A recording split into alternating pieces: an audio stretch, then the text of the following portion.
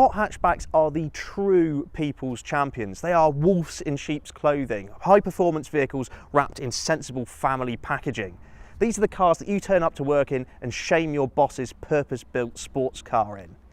But life as a hot hatch is pretty difficult. It's a real blood sport with everyone trying to be king of the hill, and that pecking order changes continuously. And that's why we've brought two of the most iconic badges in the hot hatch world, GTI and Type R, together today.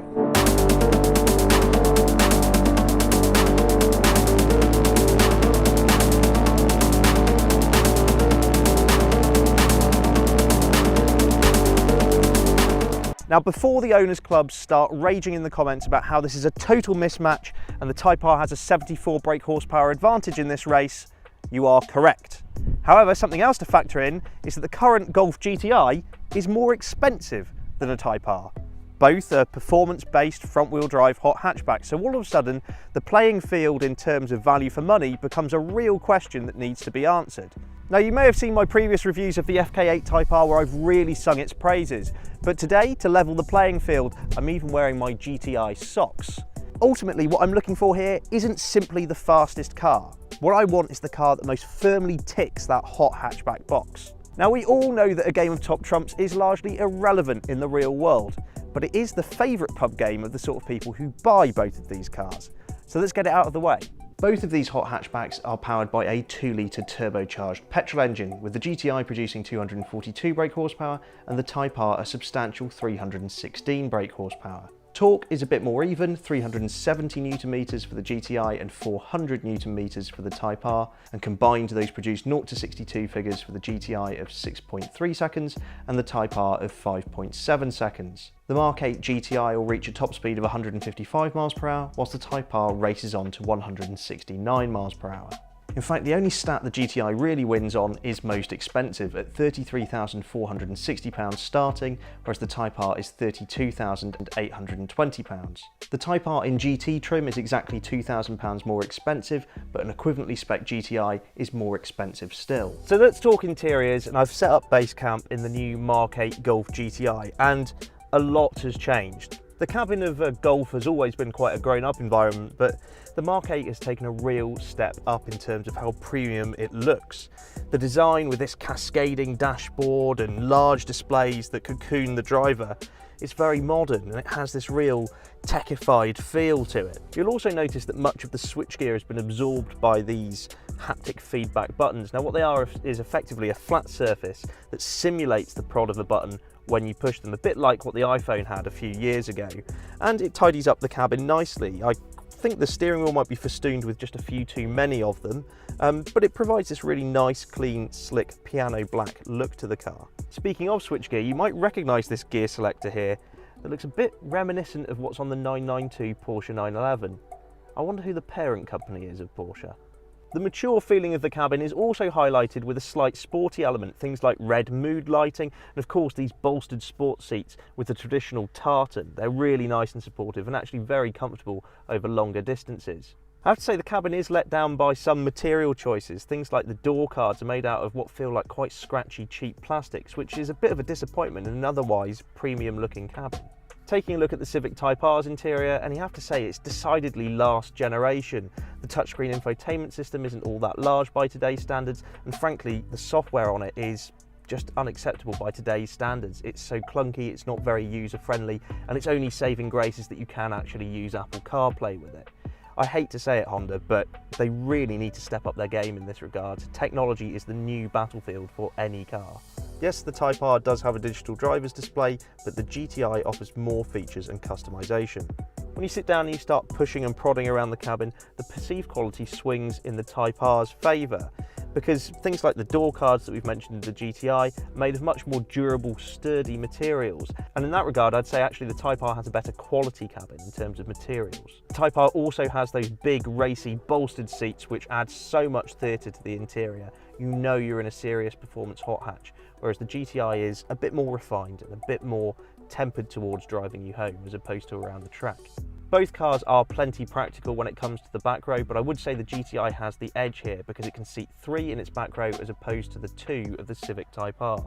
but both cars do offer plenty of head and legroom for rear passengers. When it comes to the war for boot space, there's no contest. Whilst the Golf GTI's nice square opening offers plenty of practicality for loading and unloading, simply not as vast as the 420 litres offered in the Civic Type R, Type R actually having one of the biggest boots in its class.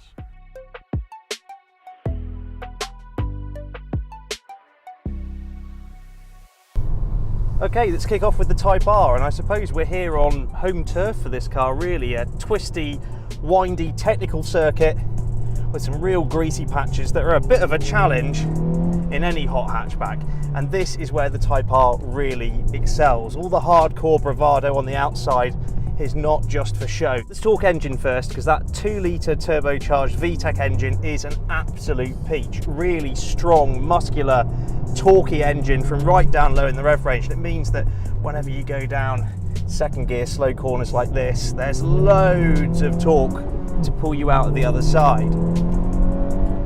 Of course, it's a very different experience from the old high revving VTEC screamers of old, but that's not necessarily a bad thing. In the modern era, those engines couldn't survive anyway, and this is a very good substitute. I mean, for a turbocharged engine, there's very little in the way of turbo lag. It's really responsive, and paired with this absolutely delicious 6-speed manual transmission, it is an utter joy out on the road and on circuit here. But as good as that engine is, it's really the chassis that does the business here, because my goodness, from a driving standpoint, it's incredibly involving. I can feel through the seat of my pants exactly how the chassis is twisting, twitching, slipping, gripping. And it's a really informative, dialed-in conversation that I'm having with the car. The steering, like most modern cars, isn't as communicative as you might like, speaking about old school hot hatchbacks, but there's definitely enough there for you to feel how much grip you've got under those front wheels. And it's weighty enough and precise enough for you to absolutely assassinate these apexes through here. Going up through the driving settings of this car up to its pinnacle of plus R mode really unlocks a new level of relentless performance in the Type R. A new torque maps actually apply to the engine, and you can really feel how it just wants to surge itself down these big straights. But then when met with really tough, hard braking zones, those great big Brembo stoppers, now 2-piece floating arrangements in this updated car for better cooling and resilience to brake fade. Oh, it's just absolutely mega. You get hard on the brakes, the car's all up on its toes, the weight sort of shifts forwards, and you can pivot the car quite nicely. We've had the car up on 3 wheels through some of these corners earlier this week, and it's just a hell of a lot of fun. And especially in these greasy conditions, I mean, lift off oversteer is, you know, just a twitch away. It's good fun. It really is good fun. I mean, of course, like with both of these front-wheel drive hot hatchbacks, you have to manage the grip available, manage the power, otherwise you're just going to spin it all away. That's the same with anything that's got a decent amount of performance and is sending it all through the front wheels, especially with sort of sports-orientated tyres on wet, greasy days like today. But as a result, I find both of these a bit more involving than some of their all-wheel drive counterparts, because you've got to do a lot of the work here. A computer isn't dialing out the danger for you. You need to keep on top of the car, and for me, that's something I really enjoy in a performance hatch. Now, clearly the Type R excels on the track, but what about out on the road?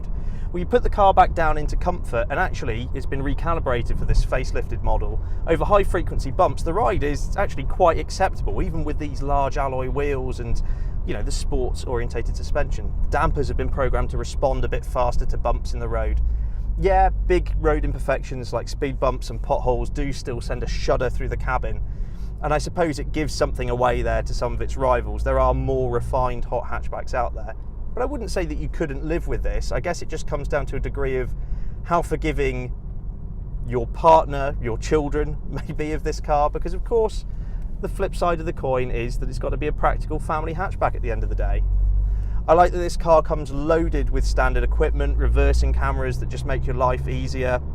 And yeah, in comfort, whenever the throttle's dulled, it's nice to trundle around town in, I have to say. I mean, I'm sure many people will argue that this car has a real image problem. That will come down to personal preference, and I'll leave you guys to argue about that in the comments.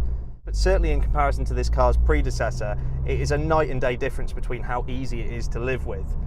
The Type R does have quite a thick veneer of livability, comfort, civility, but underneath you just know it's a track weapon waiting to detonate.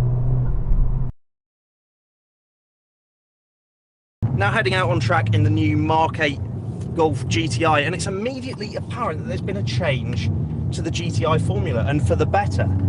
This chassis is more mobile, more willing to move, more willing to wriggle its hips on lift-off oversteer, and keener to turn in with its nose as a result, and just it savours that transitional moment now. The previous car was very good at being a very neutral platform, and you had to sort of provoke it to have the most fun in the car. This, it just sort of feels like it's at that level already. I can't believe how much, whenever you're really on the brakes, that you can get this car to move around, certainly to your benefit. You can really manipulate what the chassis is doing so much better. And you know, it's undeniable. It's a more involving, more exciting drive as a result. The 2-litre turbocharged petrol engine under the bonnet might be down on power in comparison to the Type R, but it's only about 30 Newton meters down on torque, and that means when it comes to really low speed corners, this almost feels a match for the mechanical grunt you need to slingshot you off down the next straight. Now, of course, the faster car is faster. We've timed these two, they're about 2 seconds a lap on this technical circuit apart, which is a good amount, but you could argue that maybe the Type R is in a slightly different performance bracket as a result. And actually, this base GTI now has the performance levels, from its engine at least, that the old performance pack had. And of course, there will be a performance version of this car too. 7-speed automatic, and I have to say, left to its own devices, it's pretty good around here, especially in sport mode. The changes are fast. It's actually quite tricky to trip the gearbox up intentionally. It knows what it's doing, it's well calibrated, and the shifts themselves are pretty seamless. Taking control via these wheel mounted paddles, you'll find downshifts are a little bit hesitant, but generally speaking, it's fast enough to respond. It's not bad at all. It's undeniable the progress that's been made with the chassis of this car. It really is commendable. However, I have a slight issue with the steering. Even in its sport mode, I find that it's never quite heavy enough, never quite giving me that precision, but more importantly, the lack of feedback. I feel really detached from what's going on underneath the front wheels, and I find myself having to take a few bites of the cherry to gauge how much grip there is there. And that sort of just kills the driver involvement a little bit. This is undeniably the most civilized Golf GTI there has ever been. Settling down for a commute, the car is fantastic. It's got enough punch in that engine for strong motorway overtaking, but when you're cruising, it's quite quiet, it's quite refined in here. This car has the most basic suspension in it, so it hasn't got the clever adaptability, but even so, it's cosseting enough. It's more comfortable than the Type R in its comfort mode, marginally. Still a little bit choppy, but then, you know, it's give and take with a hot hatchback. And whilst the car does feel a bit out of its depth on track, on a B road, it comes alive much more, and I feel much more plugged into the car in that regard.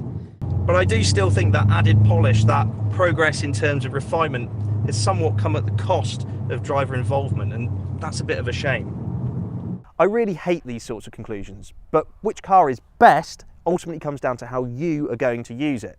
The GTI is the most grown-up proposition it has ever been. It has more than enough performance to get you into trouble on public roads, and that chassis is even more playful than before. However, in becoming a more grown-up package, I do think it's lost a little bit of that cheekiness, that little bit of fun that the Mark 7.5 had. The Type R, well, that's the ultimate thrill seeker, isn't it? Its on-circuit performance is unrivaled, and its ability to munch B-roads for breakfast is incredible. It's certainly for extroverts, but it's fair to say that a Type R customer won't necessarily be looking at GTIs, and GTI customers certainly wouldn't consider a Type R. For me personally, a big aspect of the hot hatchback equation is bang for bucks, and it's undeniable that the Type R walks the GTI in that regard. The GTI is a really expensive car. It's more expensive than the Type R without options, and there are plenty of option boxes to tick for the GTI. It is the car that will impress your mother-in-law the most, but hot hatchbacks are all about rebellion. They're so anti-establishment. It's all about having your cake and eating it too, and not just eating it, but full-on scoffing it in front of everybody else's face.